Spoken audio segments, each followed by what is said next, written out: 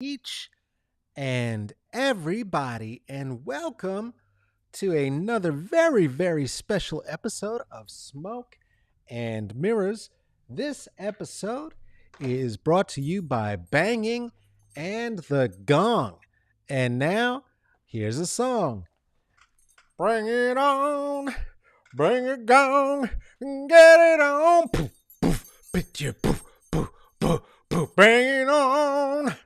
Bring it gong, get it on. Poof, poof, pop, pop, pop, pop, pop, pop, pop, pop, pop. And now here they are, your venerable host, Carlos Scotty Wyndham. Hi.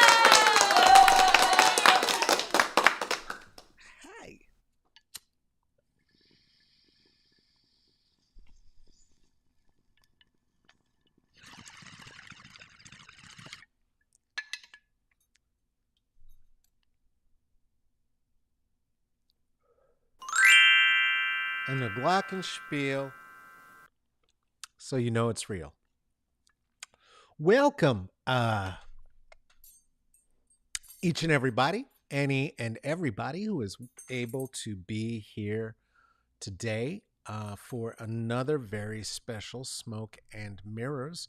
We know that it is an historic day, a special day. We cannot ignore the fact that it is, and we will talk about that a little bit.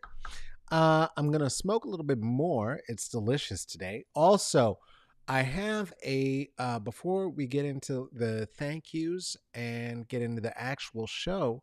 I have a couple of corrections from the last show. Not great form.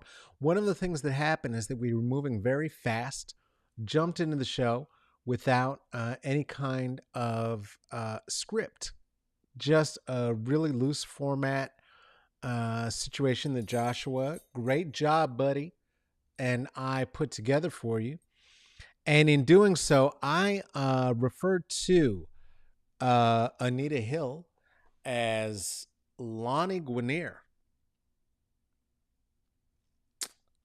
My apologies to Anita Hill and to the spirit of Lonnie Guinier, who is a different light-skinned black woman and lawyer who the Clintons fucked over in the 90s. We could talk about that a different time. I accidentally said Mitzi Gaynor when I was trying to talk about Mitzi Shore. That matters. Completely different people. Mitzi Shore, responsible for the Comedy Store. Some of your favorite comics you've ever seen. Mitzi Gaynor, not that person. And lastly, when I was talking about black women who have been willing to tackle the issue of alopecia publicly, I meant to say Ayanna Pressley. What I did say was Ilhan Omar. So that is from last week. And those are some corrections. Hey, do you like what you are seeing here? Well, there are so many ways you could support it if you do. One of those is to drop 5 on it, which can happen at the Venmo, Carlos-Wyndham at the Cash App, at $CK Wyndham at the PayPal /me.ck Wyndham. And if you really love it here, you could go ahead and become a patron at the Patreon at Smoke and Mirrors CCB. Smoke and Mirrors CCB. That's for the comedy. That's for the culture. That's for the blackness. And if you really want to subscribe, you want to be here with us hanging out, doing the thing, there are 2 places you see us regularly at the Smoke and Mirrors page on Facebook. It's a smaller place. And of course, over at the YouTube page. Like and subscribe. Hit the bell. Don't hit the bell. Whatever the fuck. It's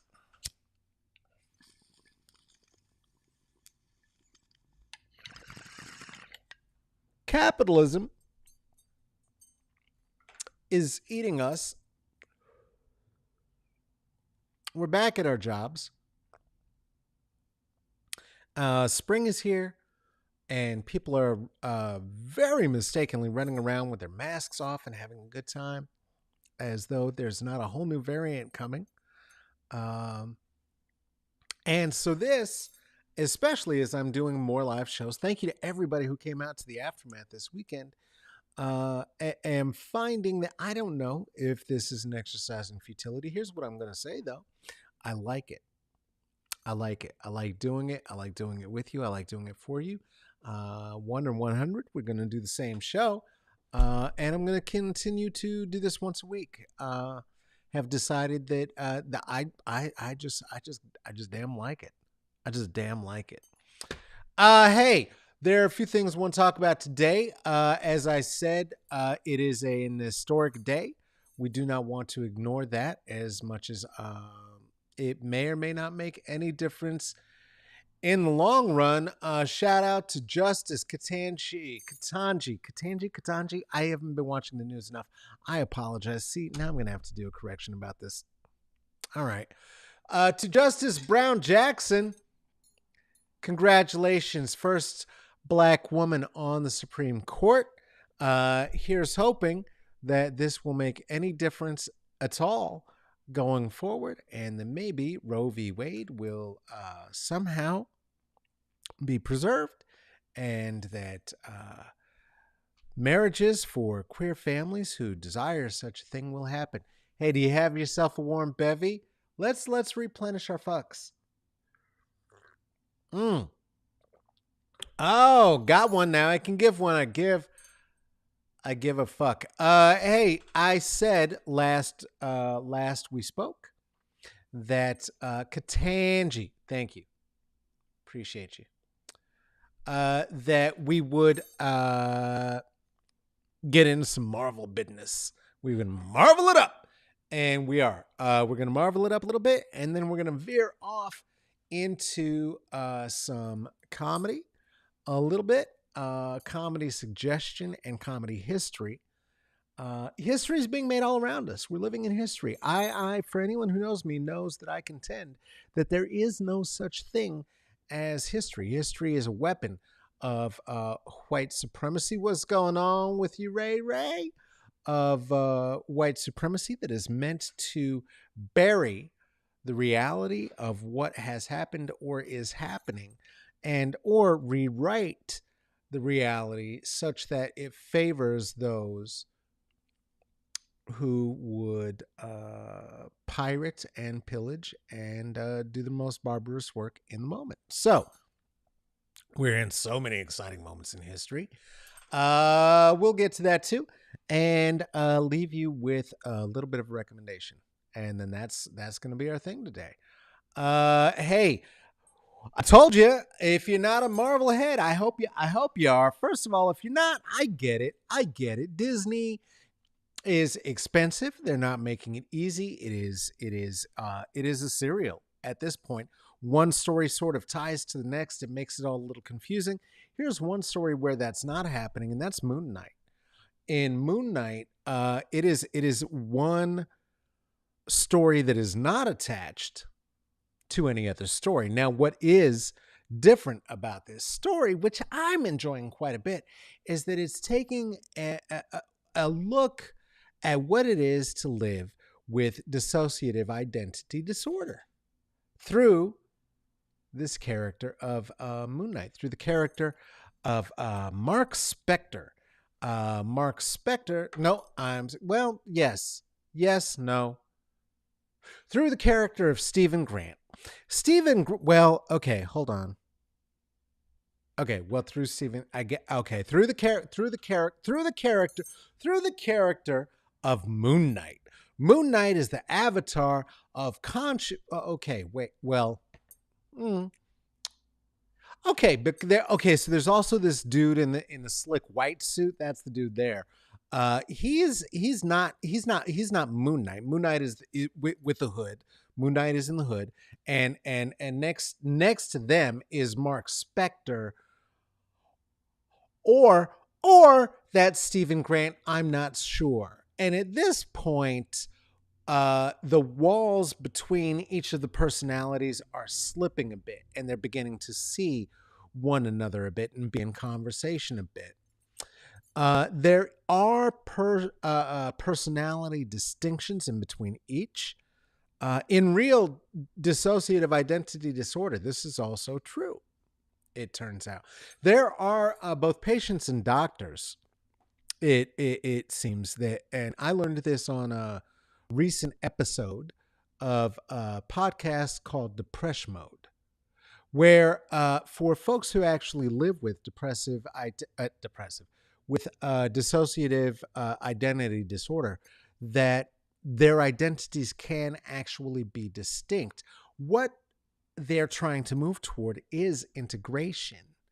And part of what can happen in integration is that the names and the faces and the distinct personalities start coming together into one. And there's two thoughts about this. One is that you're supposed to chase away all of the other personalities. Now, in this story, what's going on is that Stephen Grant is trying to chase away the personalities of Moon Knight and Mark Spector. And oh boy, is that creating problems. Another way to think of it, though, psychologically, is to try to bring them into accord and into balance with one another by asking each of the personalities, going toward them, and finding out what they need. Hey, bud, what happened? What happened to you? Let me ask you, why are you feeling the need, Mark, to go and be a mercenary? What made you? What tickled that string and got you out there like that? And it's actually a pretty good examination, at least according to what both this particular doctor and patient had said. Again, the podcast is Depression Mode, and really, really good podcast, gets into dealing with this kind of thing. Anyway, Moon Knight, I like the white suit. I thought the white, listen, no spoilers. Think what you think. Think whatever you think. I love the white suit design. The character is the character. Watch it. See what you think about it. One thing I am a little concerned about is that they are moving into territory now where they're going into Egypt. Anytime there are fictionalized accounts of Egypt, this is where we get a little tricksy. This happened before when we were looking at the Eternals and the idea that the gods all came here. Those space people are actually the ones who came here to build Egypt, to build the pyramids, to do all of it. No, they didn't. People did it. Africans did it. Egyptians did it. This is what is difficult for white people to understand. Anyway, they're adapting and adopting some of the gods as they did with Thor. One of the gods that they are adopting is the god that they are calling Khonshu.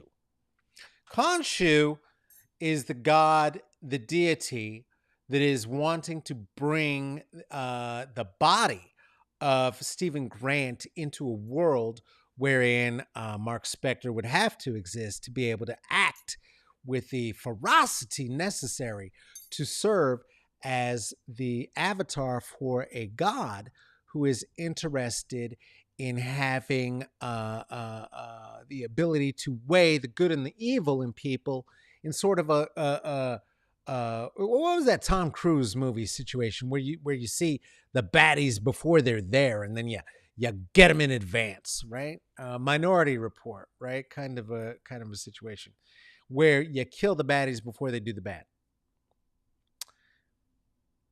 Cool design, and it's pulled off very, very well in the show. It really is nightmarish, I would even say.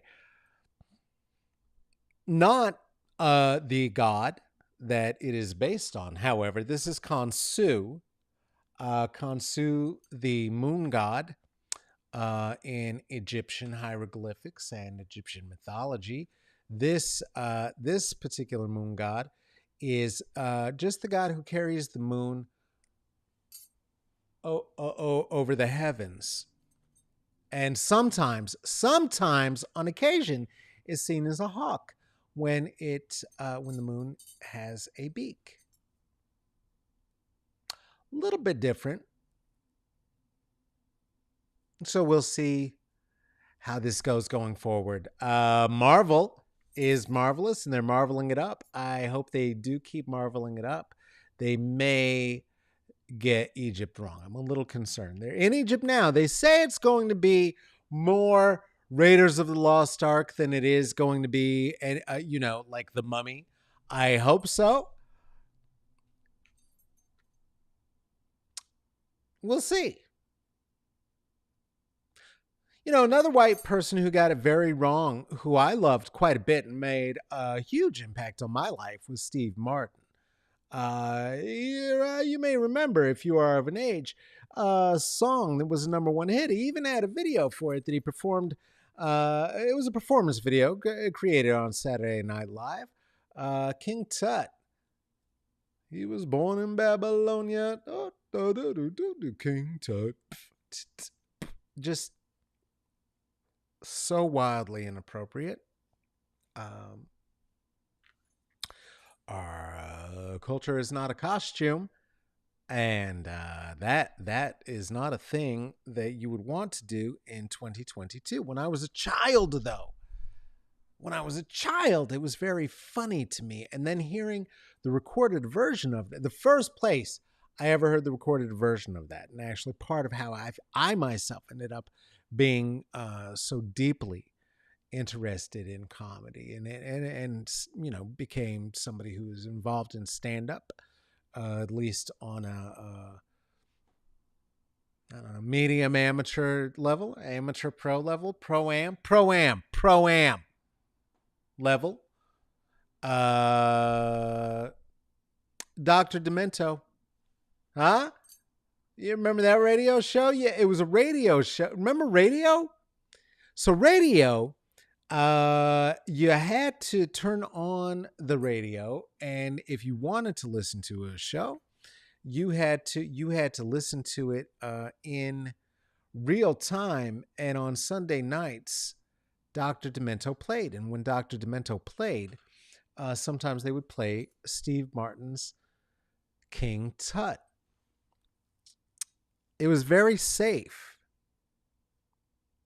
for me to watch this. It was very safe to watch Dr. Demento, or to listen to Dr. Demento on Sundays, late night Sundays, early morning Sundays, Saturday night.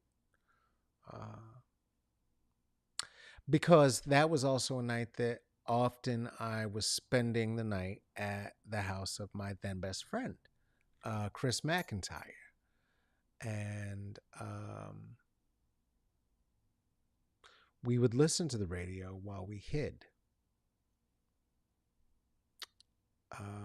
because it was not safe in the house.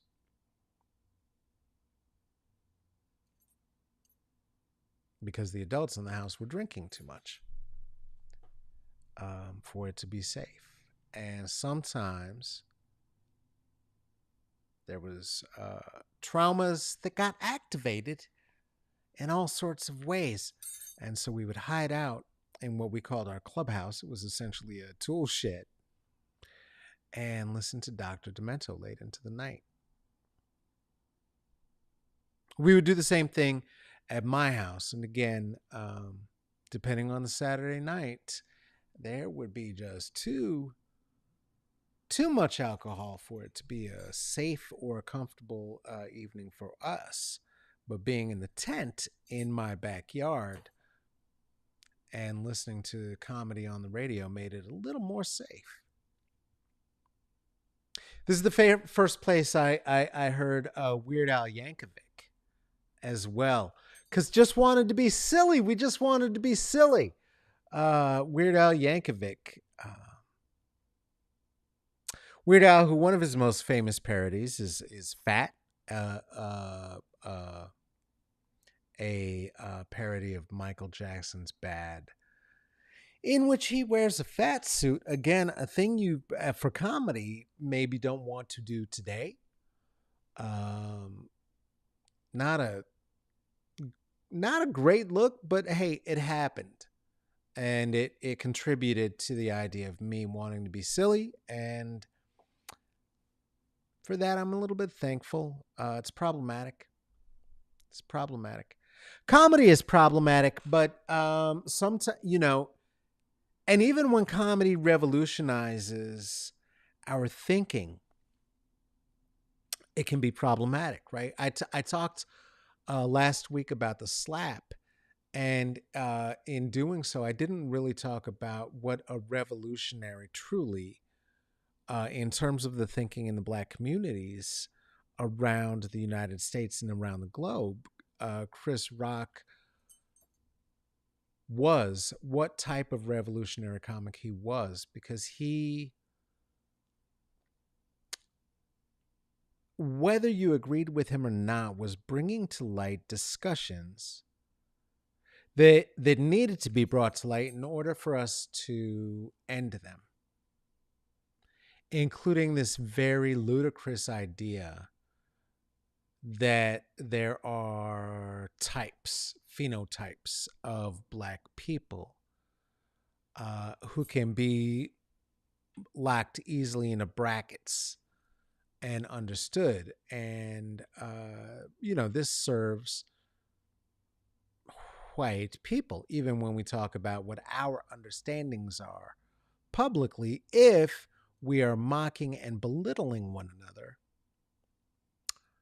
as when we refer to the idea that there's a distinction between Black people and niggers, as he said so famously, one of his most famous bits.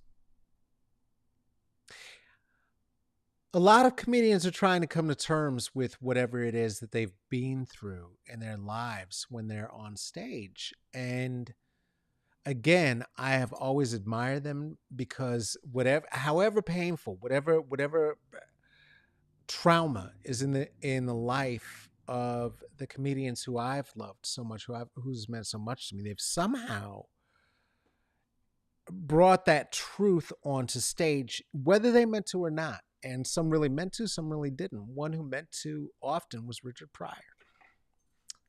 I love Richard Pryor. Richard Pryor gets a lot of credit for always being honest on stage. He would talk about the ways he grew up.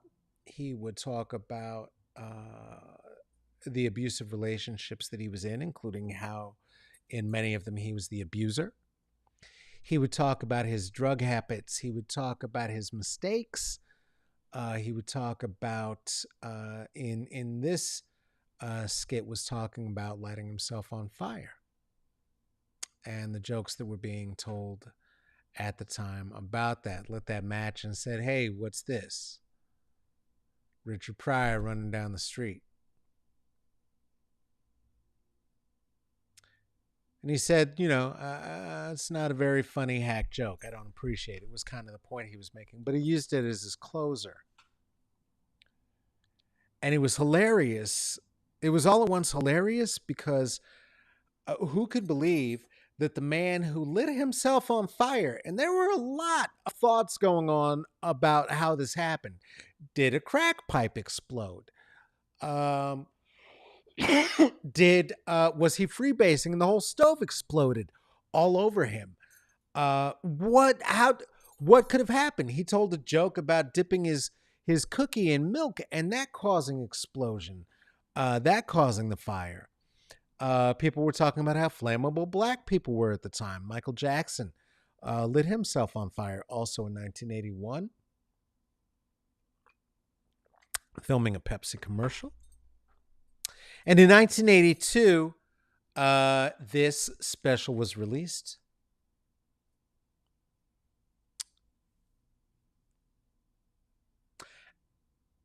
And what he didn't say, and I don't know how he would have made it funny, but it's true, is that he lit himself on fire quite on purpose. Seems your man embalmed himself after watching a Buddhist priest on television uh, who did not react to the pain. And he was in an enormous amount of pain. He had been betrayed twice over. And his bodyguards were up the hall away from him, and he was in the room by himself. This is all according to his bodyguard. And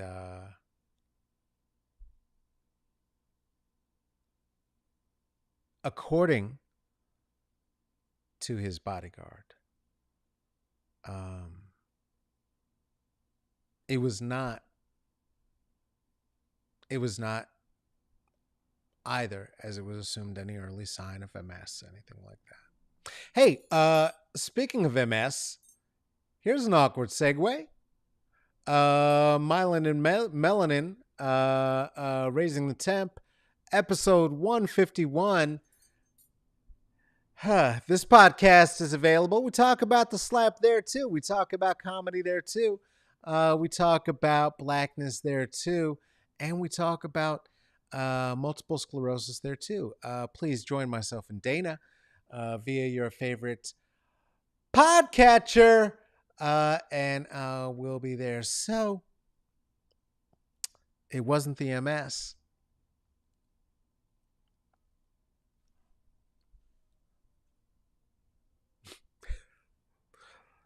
What it was that he had been betrayed, and he had been betrayed, and he had been unable to protect his child, and the combination of that sort of broke him, and it was actually an attempt to end his own life. He was betrayed by, and this is so very unfortunate, the one and only Paul Mooney, who had been for a very long time another of my favorite comedians. They worked together. They wrote together. They were friends for a very long time. A lot of people said that Paul wrote for Richard. This is wrote his stand-up. This is not true, and Paul Mooney said so and talked about that quite often in his late life, before dementia began to take him from us. Oh wow, indeed. Buckle up, girl, because it gets deeper. The violation, it seems, that it happened was not over art. It was not over any of their previous work together. No, indeed, it seems that it was because one of the things about Paul Mooney that I don't know if you noticed in her stand-up is that Paul Mooney plays a straight person on stage. Within the community of comedy and stand-up, it was widely known that Paul Mooney was not a straight man. Paul Mooney was simply a sexman. Paul Mooney had children. Paul Mooney was referred to by Richard Pryor as Paulette.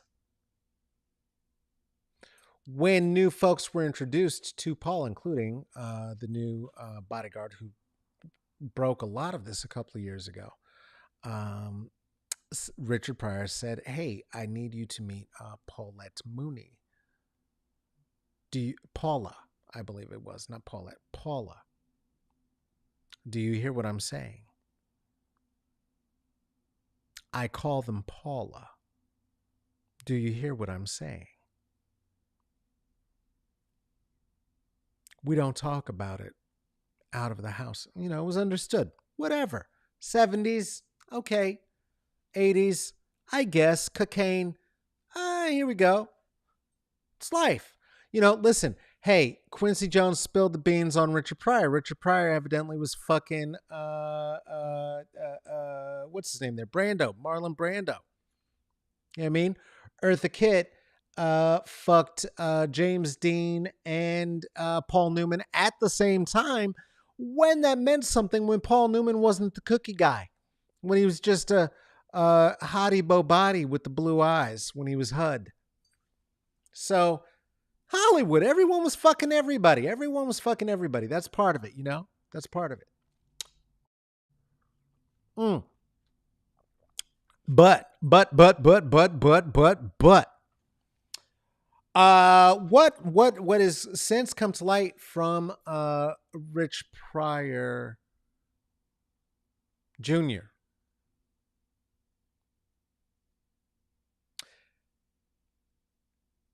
You know, the quote that he offered is that if I were a minor or somebody under 15, how could I have consented to anything?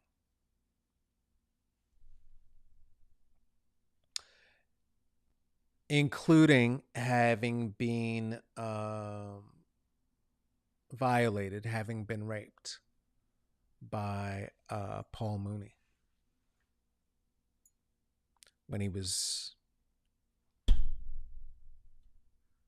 15 and younger.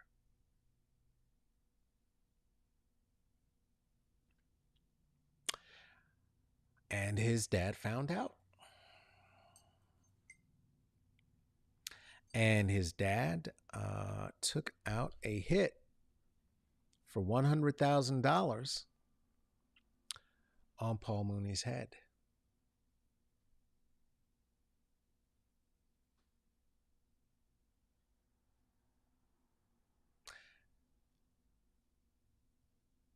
And as that was moving forward, he,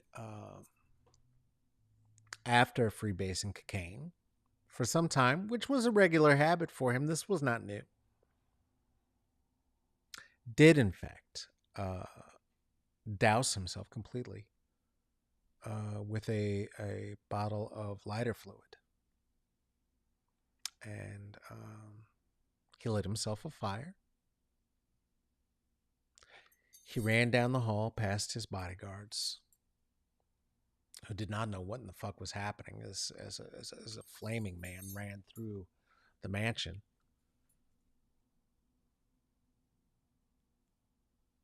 Ran outside, across the property, a good 200-300 yards.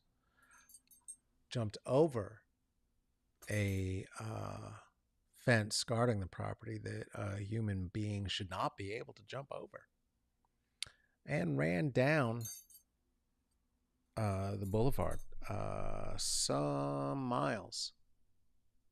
Miles? Was it miles or yards, Joshua? How far did it get? I don't know. We didn't really. Okay. No, I don't remember. I think it was like a quarter mile, something like that. I mean, people saw him. People saw him. This was in the news. If you don't remember, I remember. I remember. Hey, speaking of Mitzi Shore, remember he was from the Comedy Store. He was a genius on his own. He transcended the Comedy Store. Paul Mooney did not.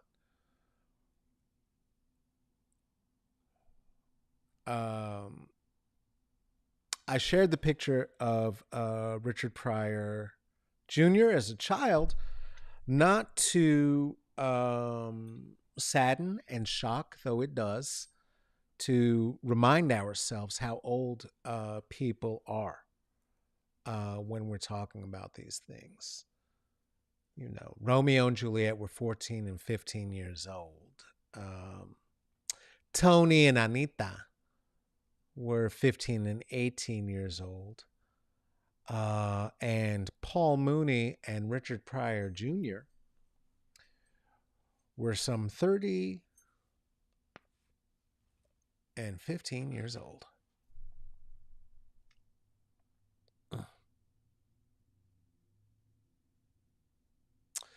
You know, I hear the sentiment, Raven. For anyone listening, walking away from your screen right now, Paul's mind went because of that evil. I hear the sentiment. Also, I want to be careful about associating girls' dementia um, with her being a rapist, and because my grandmother had dementia, and I know my grandmother was not a child rapist. I know that. I know that, Hunty. I'm talking about my mom's mom. So I don't know about my dad's mom. I don't know. Maybe.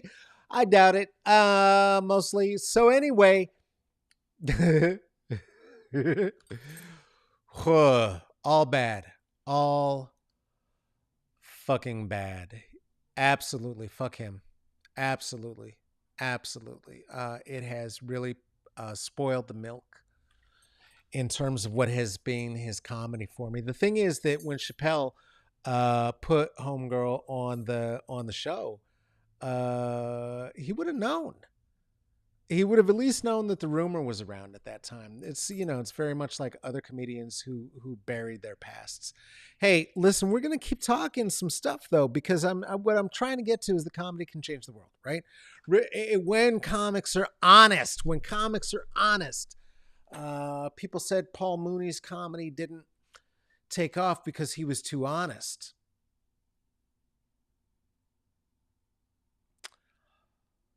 People say Richard Pryor was the most honest comic in the history. Well, he was protecting his son with the stories he told about why he lit himself on fire.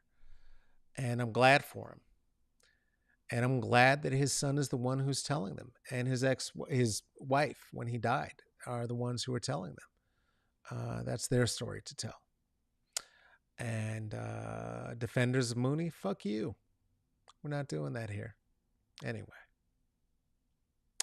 That special came out in, what was it, 1982, 1983. Joshua, we had our notes around, misplaced them. We're going to get them today, though, girl, because I don't want to do corrections again. Okay, here we go. That was in 82.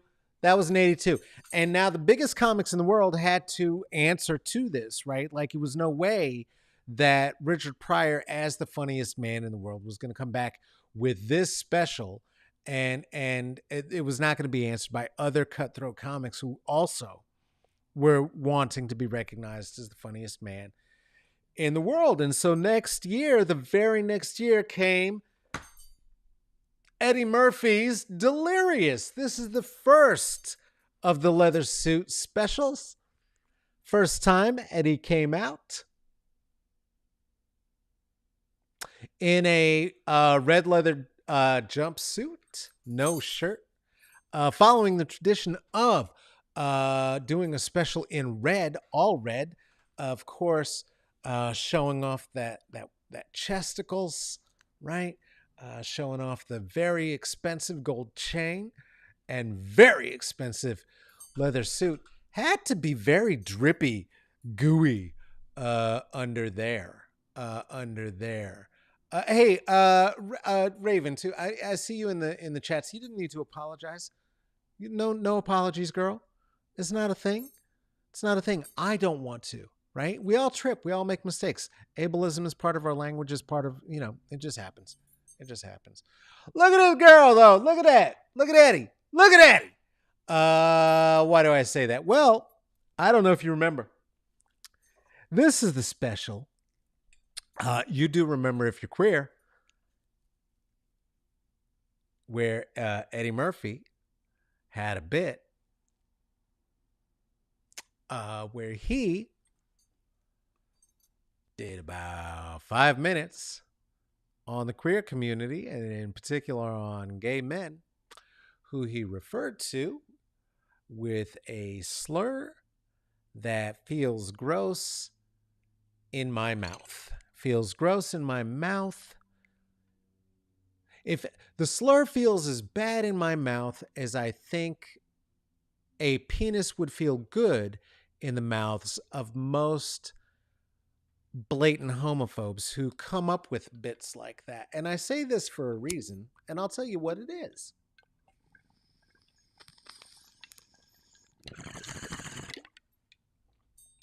The bit, you'll remember, began with Uncle Eddie saying, "Eddie in the audience tonight." And it got real quiet. As it would in 1983 if somebody on a stage asked if there were any queer folk in an audience. Nobody answers. No? Good. Let's talk about them. And proceeded to.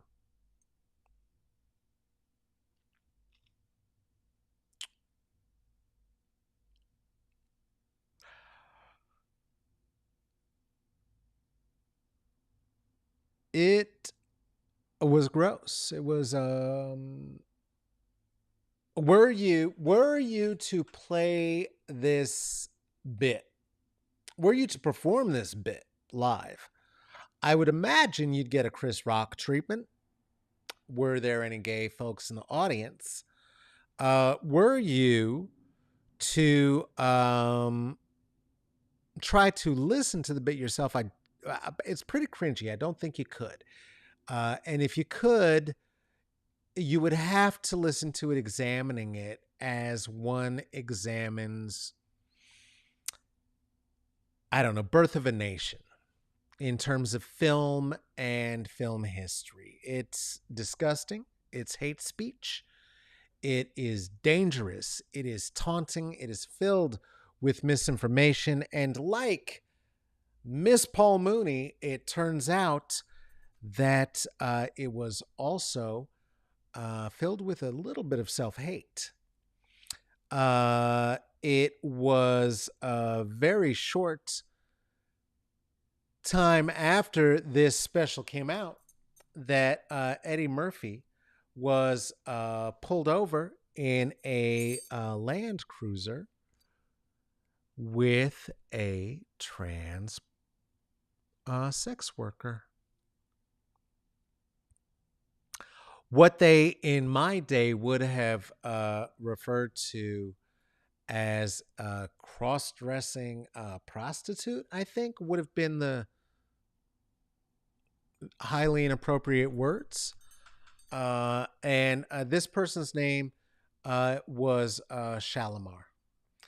Shalimar was picked up in a Toyota Land Cruiser with Eddie Murphy. Eddie Murphy said in the news that what he was doing when he picked this young lady up was being a good Samaritan, that he was just in bed at 4 a.m. with his wife and he just couldn't sleep.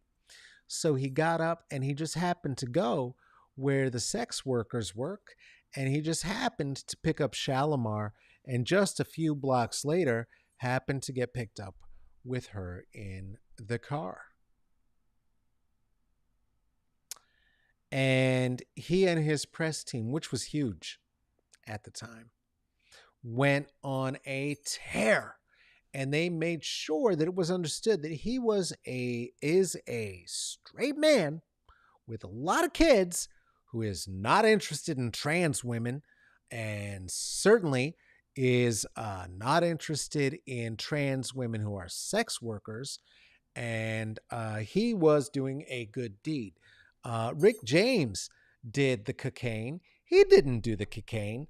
Rick James certainly held a woman hostage along with his wife and burned her with a crack pipe. That is not a thing that Mr. Party All the Time would do. He didn't do that, said he and his press team. And in fact, they began to make sure that every comedian who did a late night talk show had all sorts of jokes about Shalimar. And they kept joking. They kept joking. Shalimar only talked to the press one time ever in her history. She did that to TMZ TMZ at the time. I'm sorry, it's not TMZ. What was it called? We got it over here. We got it. We got it. We got it. Shalimar, we need to talk to somebody. Who was it? The National what? Joshua? The Inquirer. Thank you. Thank you, girl. The National Enquirer. And she talked to the National Enquirer for $2,000 to post bail.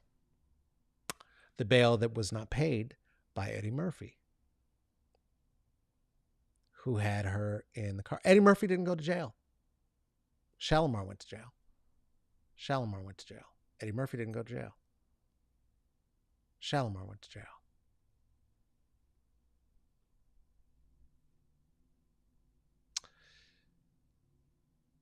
Murphy diffused the situation in the incident, like I said, charming the media, making jokes. It went on for years. At the end of the clip that I talked about, Shalimar said a sentence which was really the only sentence that we ever really heard, and it was while she was being arrested. The quote was, "It's unfair. I went to jail while Eddie Murphy walked away scot-free." Shalimar grew up a Mormon and moved to Los Angeles, like many, to get free of her family, of her religion, to find fame. And she found it, not in the way she wanted. Many of the girls who worked alongside Shalimar said that she received many threats after her encounter with Murphy, including warnings that she needed to keep her mouth shut. Her brother David said that to Globe magazine in an interview and said that Shalimar was becoming paranoid.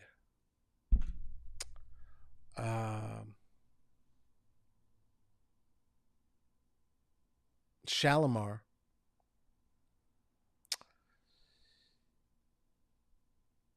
was found dead on the sidewalk outside of her apartment. It is assumed by the police and has not been investigated further that she committed suicide and was high, though there were no drugs in her system at all at the time of her death.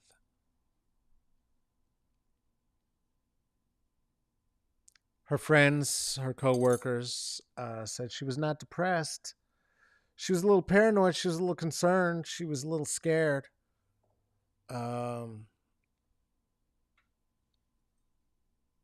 She didn't seem suicidal. A friend of hers, who has since been interviewed, who lived in the apartment just below, has since reported that she heard screaming coming out of the apartment, and later saw a figure of a man dressed entirely in black, wearing a hoodie, running from the building immediately after Shalimar had fallen to her death.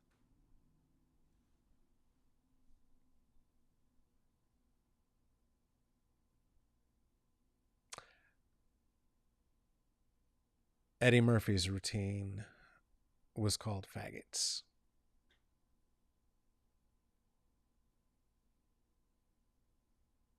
So, but comedy, again, when comedians tell the truth, comedy can change the world. Even when they are telling on themselves and they don't know it, or they think they're not. The mists of fame can confuse us all for a while, but after a while, those things clear up and you start seeing what's under there, and then whoever's there is who's there.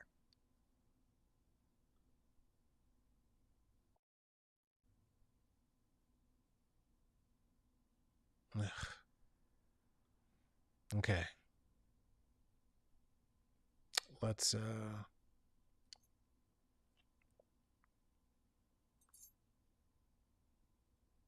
get into it. If you didn't know the Steve Martin bit, I hear ya. You didn't know that about Eddie Murphy. You didn't. That wasn't in your awareness when you were watching Dolomite, when you were watching Coming to America 2, and so you let it go, and it's whatever. Okay, all right, I get you. I get you.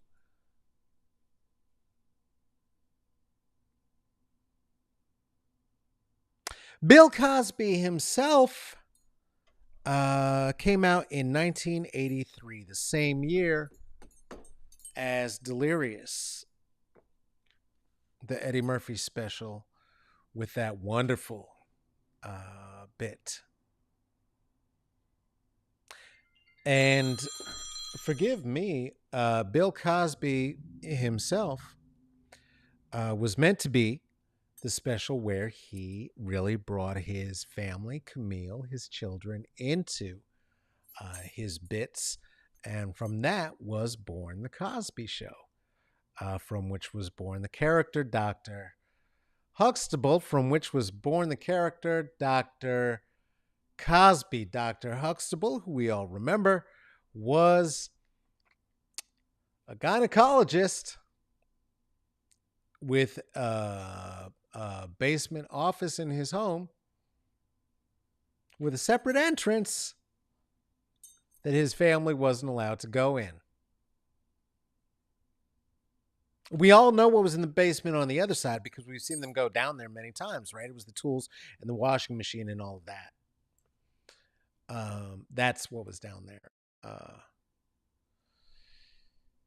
Anyway, I don't want to get too deep into it. We all know it's gross. It's gross.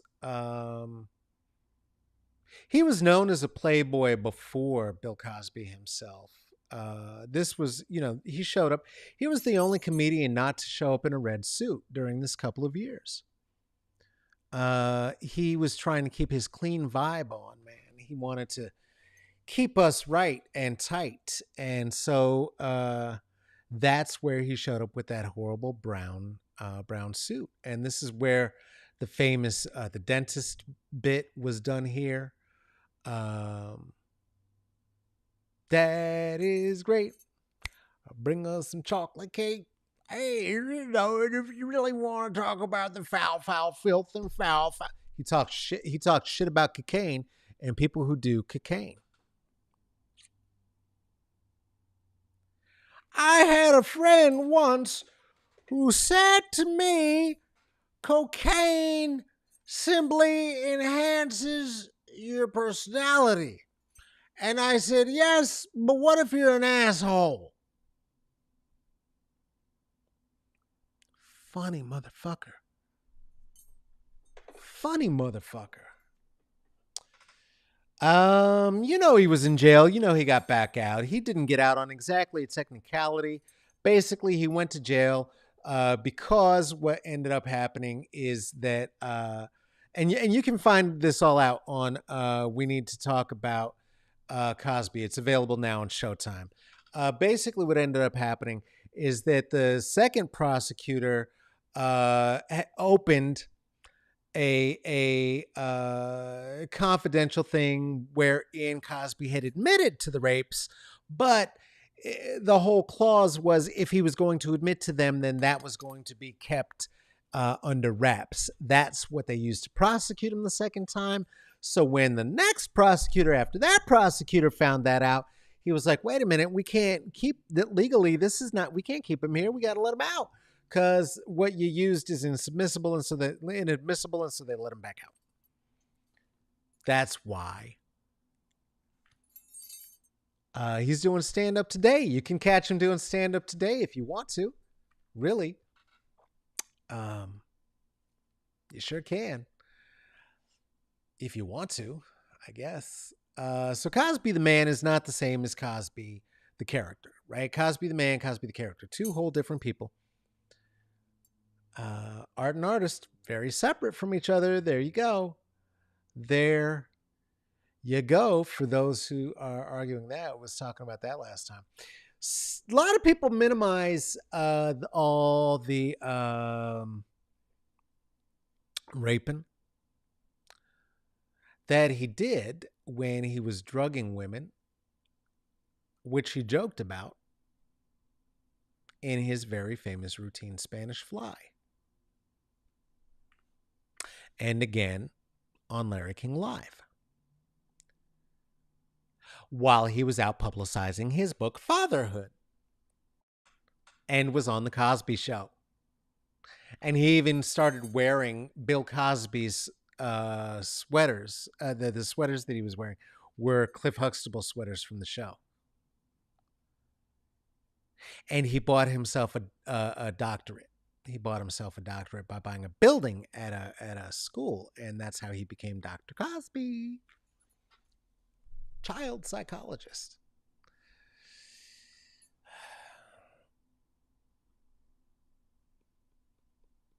It was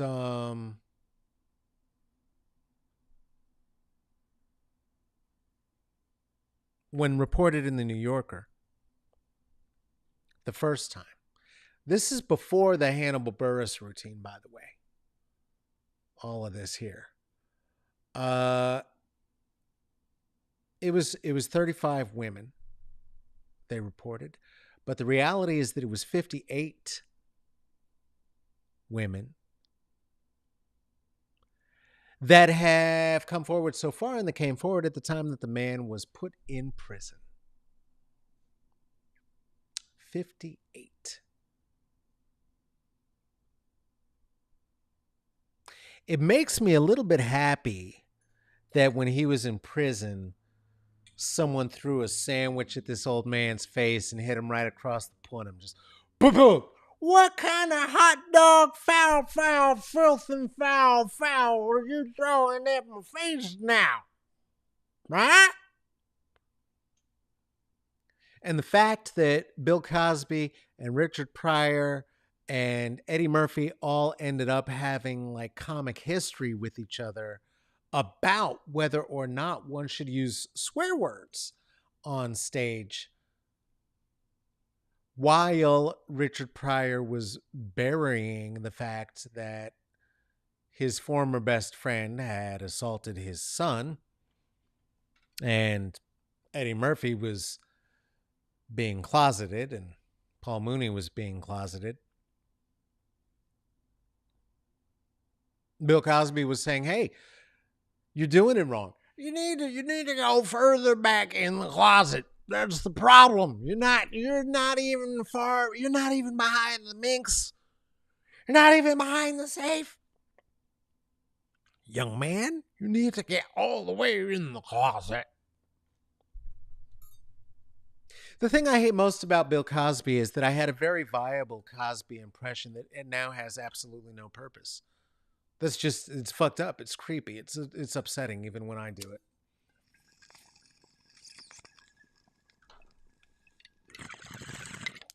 Also, for many years,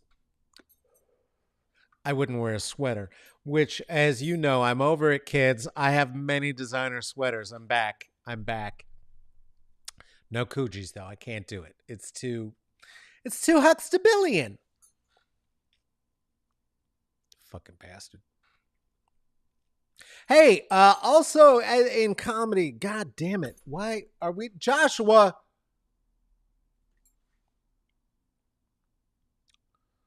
Very important thing happened last week we haven't been talking about. We were talking about, I fucking hate awards season. I can't even tell. Okay, all right.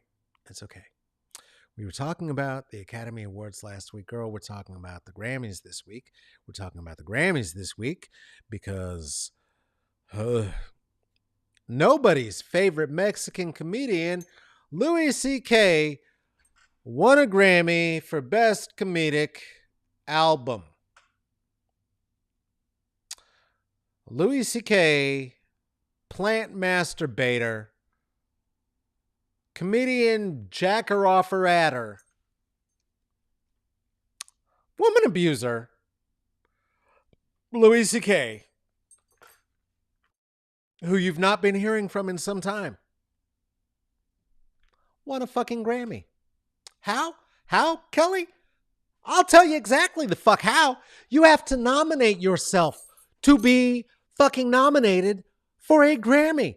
That means that Louis C.K., okay, because Dave Chappelle started bringing him back out on stage with his buddy Joe Rogan, got out there and somewhere, somehow recorded a fucking hour, somewhere put that out as whatever the Grammys qualify as an album these days, submitted that to the Grammy goddamn committee. They went ahead and said, yeah, let's go ahead and put that on the list.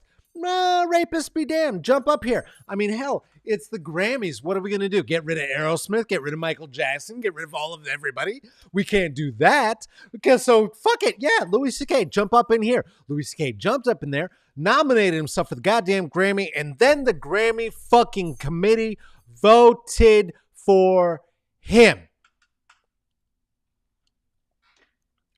And he gave a fucking speech.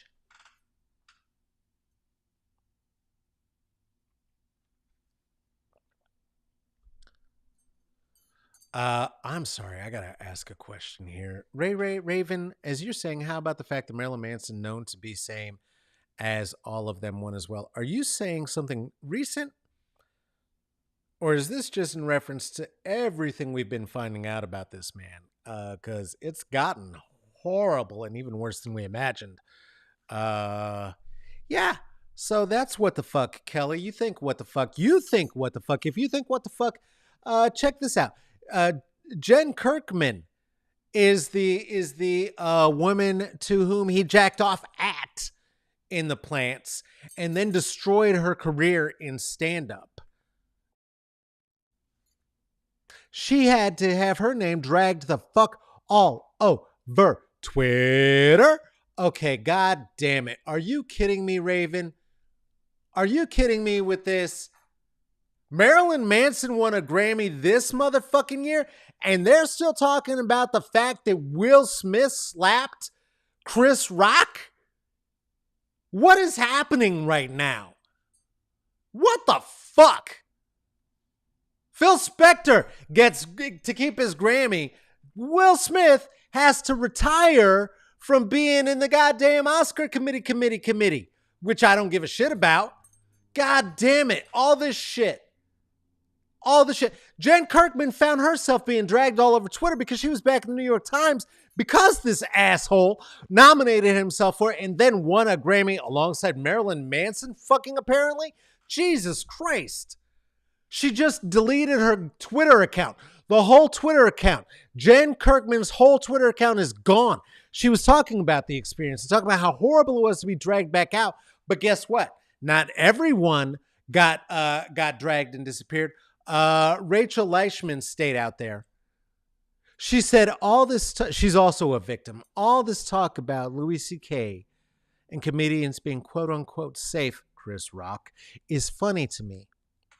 Because when I was an unpaid intern at the biggest comedy venue in New York City, we ladies were simply warned to not go into the dressing rooms where he, Louis C.K., was there alone. No one banned him. We all had to protect ourselves. It's fucked.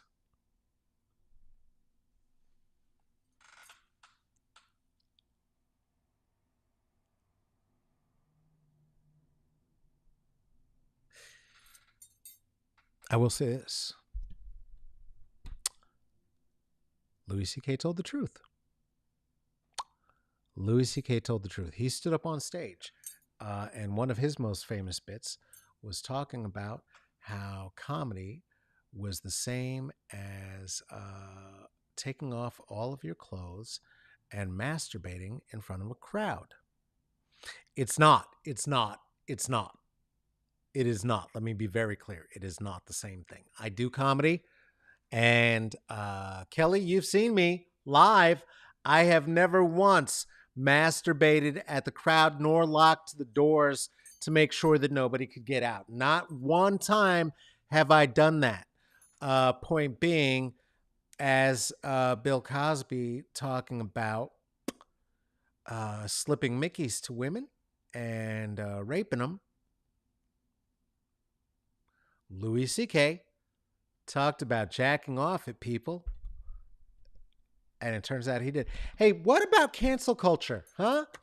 Where's cancel culture? Can we get a little cancel? Can I get canceled? What do I have to do to get Mel Gibson has a movie coming out. Mel Gibson has a movie coming. What do I have to do to get canceled? Joe Rogan threatened to quit Spotify. He didn't. He's still there. I want to get canceled. Chris Rock got canceled by fucking Will Smith. Now Will Smith is not allowed to be at the Oscars. What? Somebody cancel me, please. Anyway. I tell the truth. I tell the truth on stage as well. I say this on stage. I've talked about that I do. I don't know. I'm trying to find what level of famous I want to be. I do not want ever to, because I do. I want to be famous. It's sad. It's so pathetic. I'm such, oh God, such a piece of shit. How empty is that? And I can say all of those things clearly and openly. And I don't ever want to be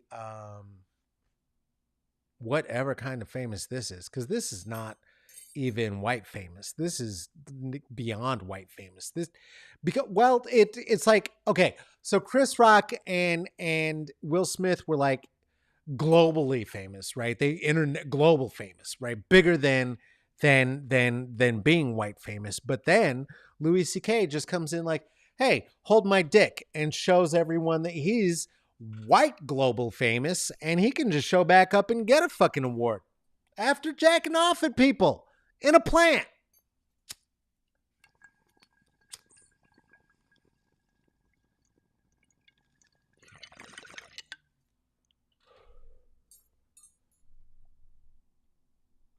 No, Kelly, I don't want to be white famous. That's too famous. I don't even really want to be black famous. That's a little bit too famous too. Because to get black famous, you got to be in a Tyler Perry movie and or star in a Soul Plane sequel. And I find both of those things humiliating, just at the face of it. So NPR famous would just about do it for me. That would just about do it for me.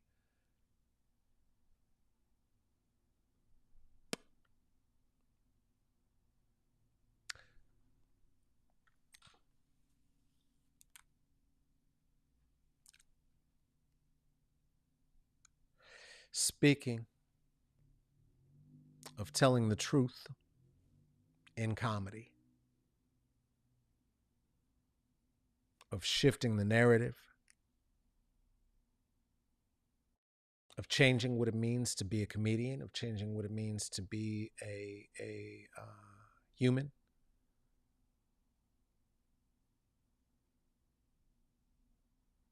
of giving us the opportunity to do the same.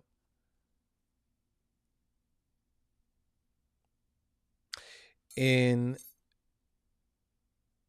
the tradition of comedians who do their most seminal work in red,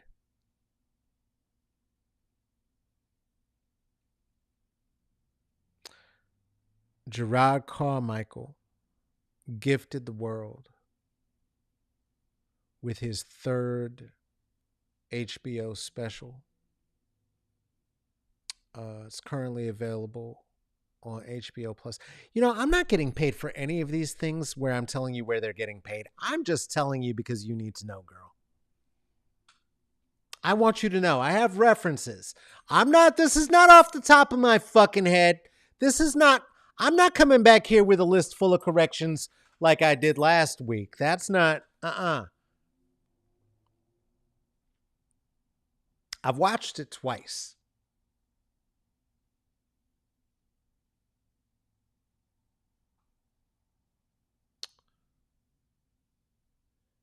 If you saw Saturday Night Live, you're probably not watching this. Hey, let's be honest. That's for children. But um, he hosted Saturday Night Live this week. He's been all over the place. He was in a couple interviews I saw on all the late night hosts.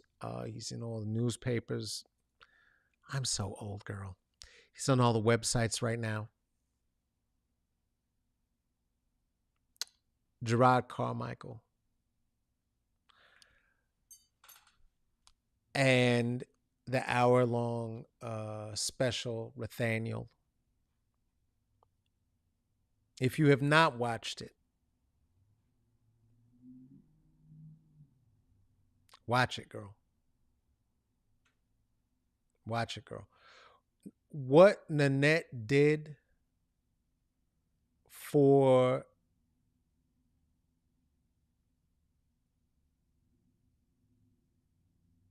neurodivergent folks and folks who have not gotten an evaluation because they couldn't afford it and knew that they fell somewhere on the autism spectrum, or know that they fall somewhere on the autism spectrum. And as we are learning that the spectrum of neurodivergency is much wider than anything that we've ever understood.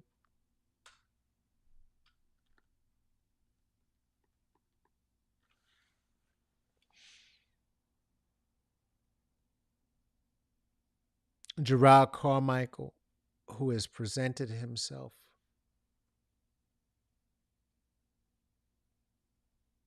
as heteronormative and hyper masculine in much of his comedy to this point.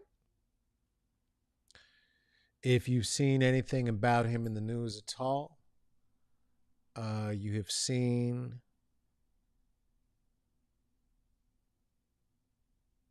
that part of what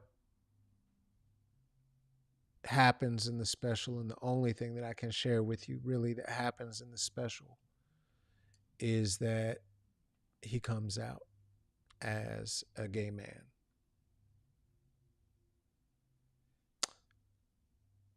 And if you've seen it, if you've not seen it, what I can tell you is that the moment is incredible. It is it's world changing. It's astounding. It's inspirational.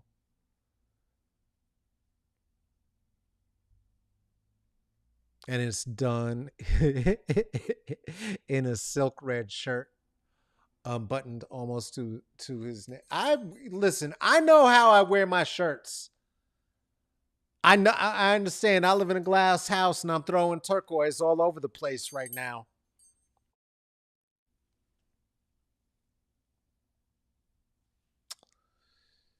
Girl, I'm telling you, as somebody doing stand up, like I don't like being out here like, yo, did you see so and so special? Like, it hurts my feelings a lot because it's funnier and more honest and truer than anything that I could do. Because he is talking very deeply about the particulars of his own life, and very honestly about the particulars of his own life in that journey. Um, and what I can tell you is that it's scary. It's nervous to watch. It's nervous to watch as an audience member, even if you're not there. And you could tell the audience is a little bit nervous to watch too. And it's not just because of his coming out. It was brilliant. It was brilliant. I mean, it's Carlin at Carnegie, it's Robin Williams live at the Met, It's Richard Pryor live on Sunset Strip. It's Eddie Murphy delirious without the self-hatred and homophobia. It is Bill Cosby himself unmasked. It is Nanette's black cousin. And it's to the rhythm of jazz. And yeah, my black accent came right out, right? I'm telling you. Right? That's funny. I didn't even realize I had code switched it. That's how that works. That's how that works, girl. For those of us who are a multitude, you don't even know. For those of us who are a multitude, that shit happens. The NY, yeah, that shit happens. Just depending on where your heart is in the moment, right? Like I've got New York lives on my tongue. I've got New York tattooed on my tongue. I've got New Mexico tattooed on my tongue. Colorado is tattooed on my tongue. Oakland is tattooed on my tongue. I'm proud of all of it. I'm learning. I'm learning to be.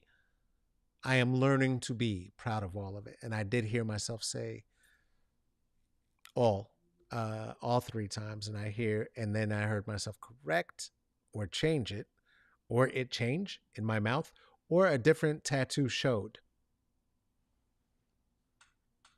But I saw it that time, Ray Ray. Raven, I keep calling you Ray Ray. Is that okay? I just assigned you a nickname. I don't know if that's all right. It's a weird way to be assigning people nicknames. We'll live on the internet forever. Let us know if that's not okay. Hey. I don't know. I don't know what today was even really. I think I did everything I said I was going to do. I think we did a show. I knocked the mic. I think we did a show. I smoked a lot. We've been here a long time.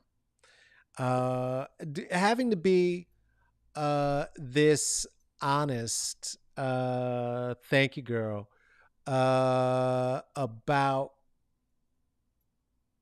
my own feelings about the things that I love and about the things that I don't, about myself, so that I can try to bring them into further alignment,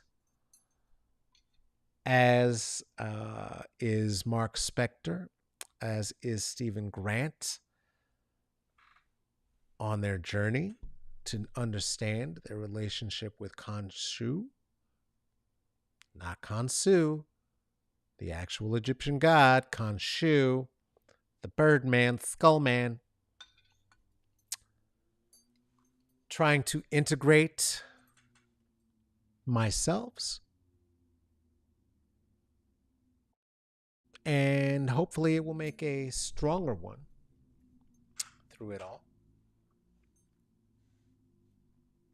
as I learn to embrace every single part of myself, even the rough parts.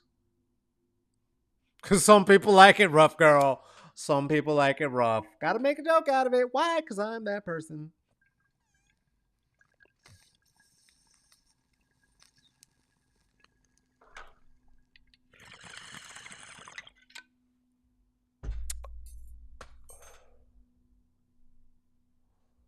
One for the road. All that to say, check out Rothaniel. And evidently, I need to get a red dress.